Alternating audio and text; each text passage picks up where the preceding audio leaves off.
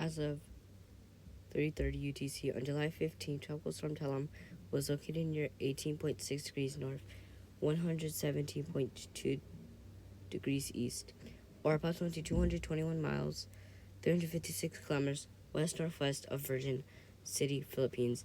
Talim has a maximum sustained winds of 43 knots and a minimum central pressure of 989 millibars. Talim currently lies over sea surface temperatures of 30 degrees Celsius, 86 degrees Fahrenheit.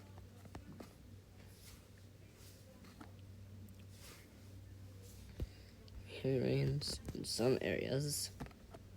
It's in hot waters. The cone is supposed to say it's going to shift to a typhoon and then weaken to a weak tropical system as it makes landfall.